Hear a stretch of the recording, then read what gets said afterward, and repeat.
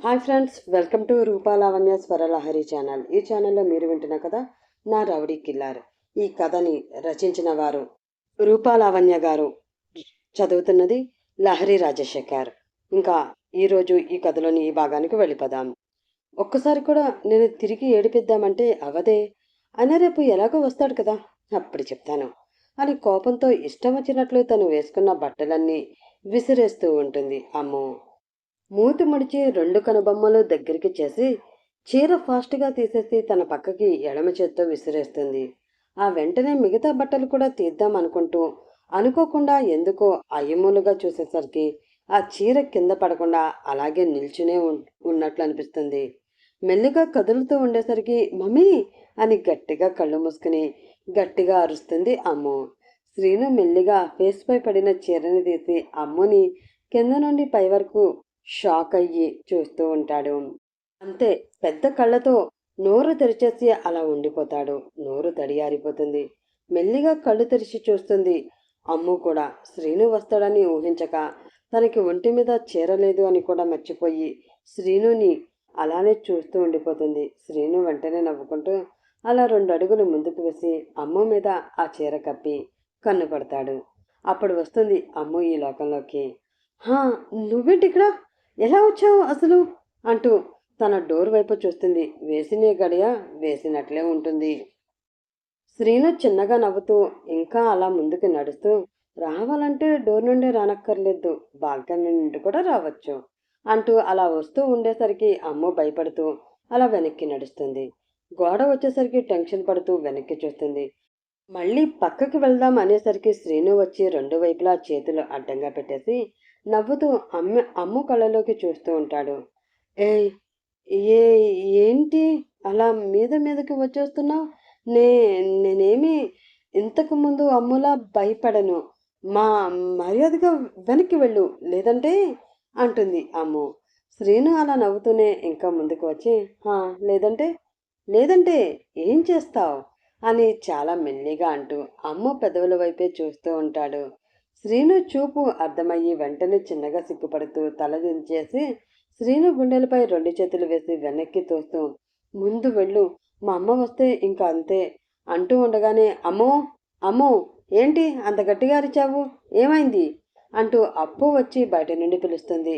ఇందాక మమ్మీ అని అరిచిన అరుపుకి వచ్చిందని అర్థమయ్యి, ఏం లేదమ్మా, బల్లి పడింది అంతే, వెళ్ళిపోయిందిలే అంటూ శ్రీను వైపు కోపంగా చూస్తూ ఉంటుంది. అమ్మో, బల్లి పడిందా, సరే ఎంతకైనా మంచిది, స్నానం చేసి తగలడు అని కోపంగా చెప్పేసి మళ్ళీ వెళ్ళిపోతుంది అప్పు. అమ్మయ్య అని మళ్ళీ శ్రీను వైపు చూసేసరికి శ్రీను పొజిషన్ అయినా మారకుండా అలానే నిల్చుని చూస్తూ నవ్వుతూ ఉంటాడు. ఓయ్, ఏమైంది అని శ్రీనుని కదిపి అడుగుతుంది. నీతో రొమాన్స్ కావాలి అని అప్పుడెప్పుడో అడిగా కదా, అందుకనే మన రొమాన్స్ని ఇప్పుడు ఇలా స్టార్ట్ చేస్తున్నావా ఏంటి అని కొంచెం కిందకి చూశాడు. ఏంటి అంటూ అమ్ము చూసుకునేసరికి అమ్ము చీర ఎప్పుడో జారిపోయి తన జాకెట్ హుక్ పైది ఊడిపోయి ఉంటుంది. హా అంటూ 2 చేతులతో తన గుండెలకి అడ్డు పెట్టుకుని వెనక్కి తిరిగిపోతుంది. శ్రీను అమ్ము నడుము మీద చెయ్యి వేసి తన వైపుకి తిప్పుకుంటాడు. అమ్ముకి ఒళ్ళంతా జల్లుమని శ్రీనుని చూడలేక గట్టిగా తోస్తుంది వెనక్కి. కానీ మన రౌడీ కిల్లర్ కదిలితేగా, కొంచెం కూడా కదలకుండా అలా చూస్తూ నవ్వుతూనే ఉంటాడు. అమ్ముకి శ్రీను అలా చూసి నవ్వేసరికి కోపం ఇంకా పెరిగి చిన్నగా ఏడుస్తూ శ్రీనుని గట్టిగా కొడుతూ ఉంటుంది. సడన్గా అలా కొట్టేసరికి వసి తింగరి, ఏమైందే బాబు అంటూ శ్రీను చేతులు అడ్డు పెట్టుకుంటూ మళ్ళీ తనే, కుల్ఫీ ఎందుకు కొడుతున్నావు అని మళ్ళీ చూసి వెంటనే చేతులు 2 గట్టిగా పట్టుకుని, కుల్ఫీ ఏడుస్తున్నావా, ఏమైందిరా, నేను వచ్చాను అనేనా, నేను వెళ్ళిపోతానులే, ఏడవకు అంటాడు. అమ్మకి కోపం పీక్స్కి పెరిగిపోయి, రే పేను, కనీసం నాకు కోపం ఎందుకు వచ్చిందో కూడా అర్థం చేసుకోవా? అసలు నీలాంటి రాయిని లవ్ చేశాను చూడు, నన్ను నేను కొట్టుకోవాలి. పెళ్లి చివరి నిమిషం వరకు వెయిట్ చేశాను, వస్తావు ఆపుతావు అని. ఆ అక్షయ్ పెళ్లి వద్దు అని నన్ను అర్థం చేసుకుని ఆపాడు కాబట్టి సరిపోయింది, లేదంటే నా పరిస్థితి ఏంటి? అసలు ఇప్పుడు ఎందుకు వచ్చావు, వెళ్ళిపో, నేనంటే అసలు నీకు ఇష్టమే లేదు, వెళ్ళిపో అని గట్టిగా అరుస్తూ ఏడుస్తుంది.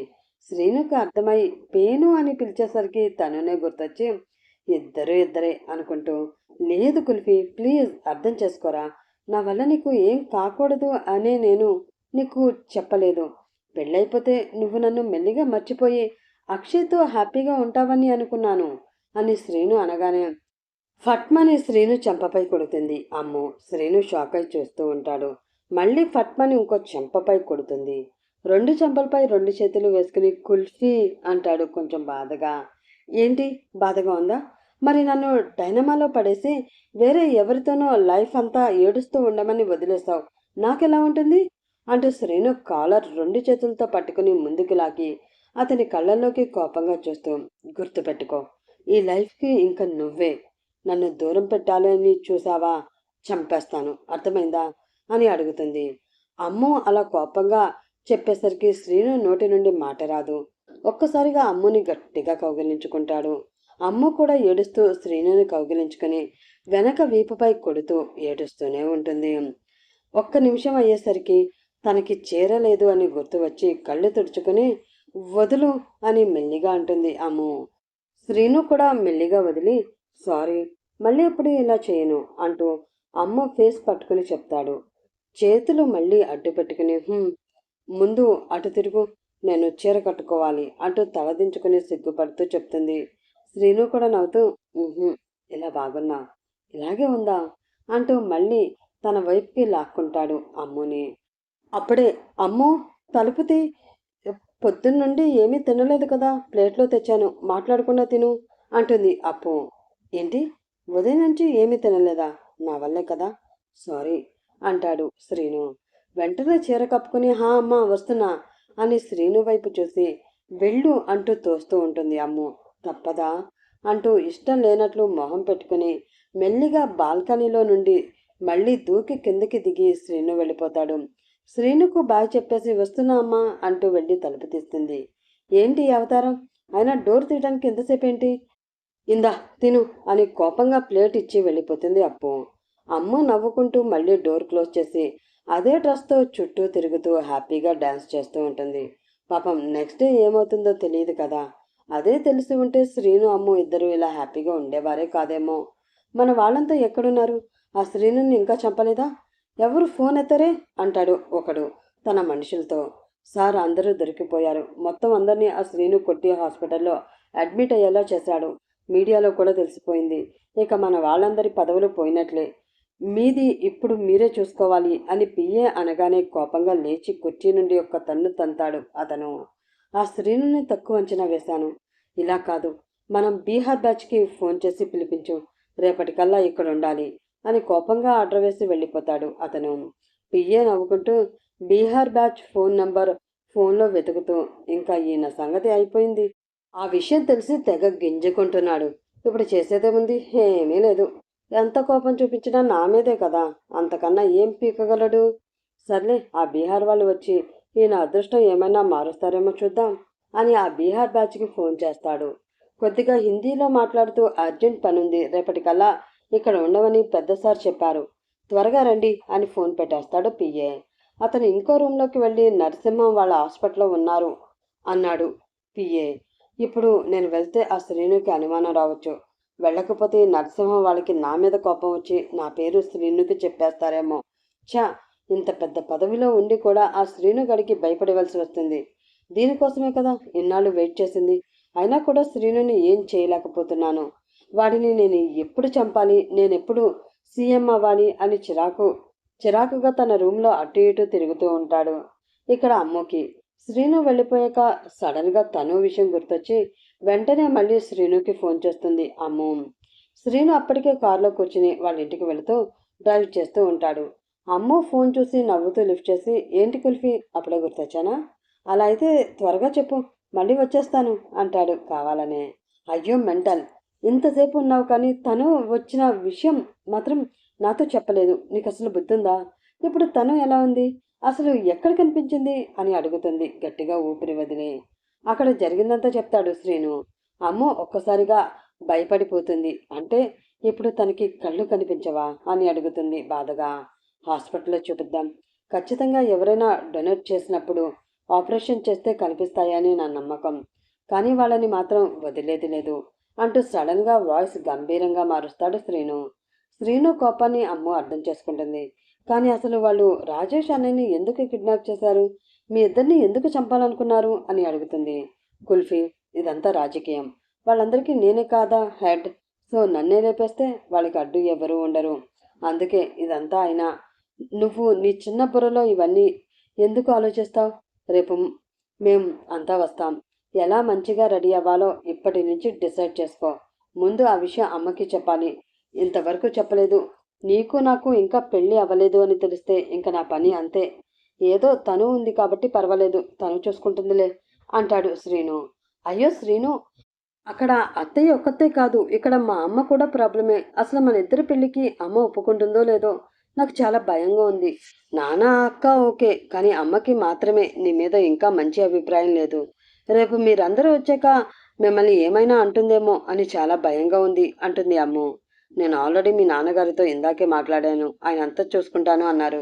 నువ్వేం కంగారు పడకు, కాకపోతే మన పెళ్ళికి ఇంకొన్ని రోజులు పడుతుంది అంటాడు. పెళ్ళి అనగానే అమ్ముకి ఒక్కసారిగా ఏదో అయిపోతుంది. ఏమీ మాట్లాడకుండా కామ్గా ఉండిపోయేసరికి, ఏంటి కుల్ఫీ, పెళ్ళి అనగానే ఎక్కడికి వెళ్ళిపోయావేంటి?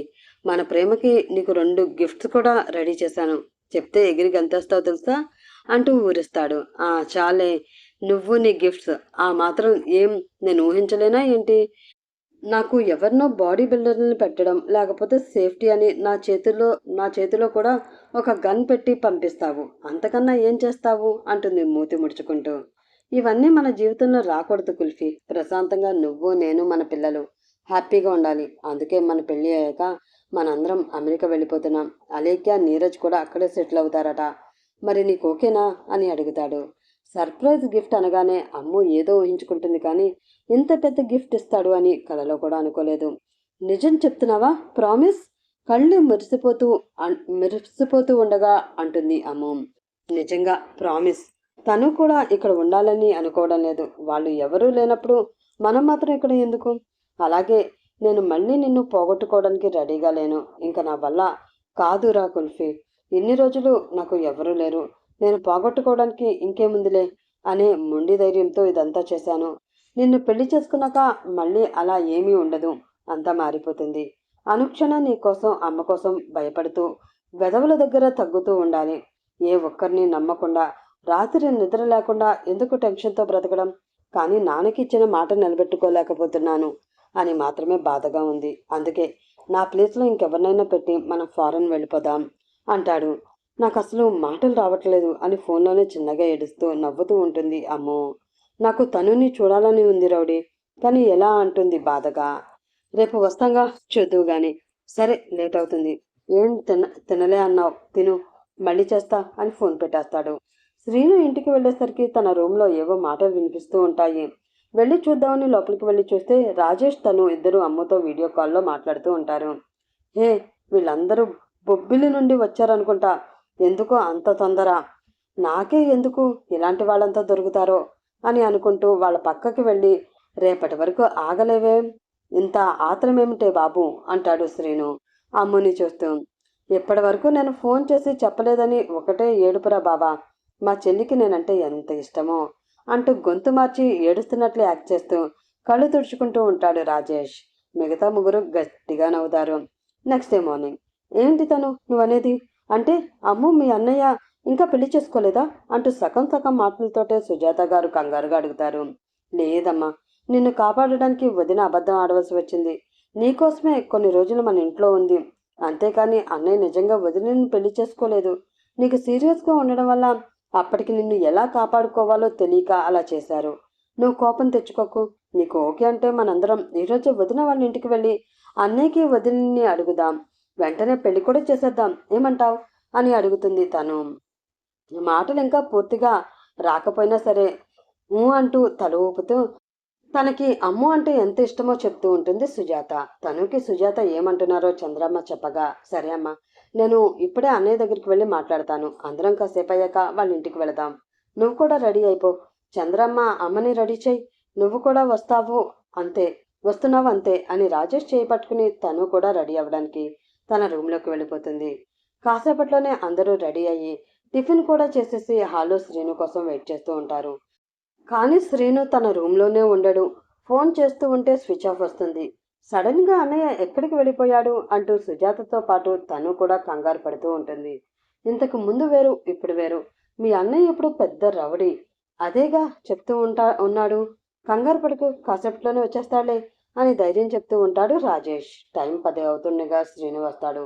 అను, ఎక్కడికి వెళ్ళిపోయావురా? ఉదయం నుంచి నీ గురించి ఇంట్లో అందరం వెయిట్ చేస్తుంటే. అసలు నైట్ నువ్వు ఎప్పుడు బయటికి వెళ్ళావు? ఈ టైంలో అంత అర్జెంట్ పని ఏంటి అంటాడు రాజేష్.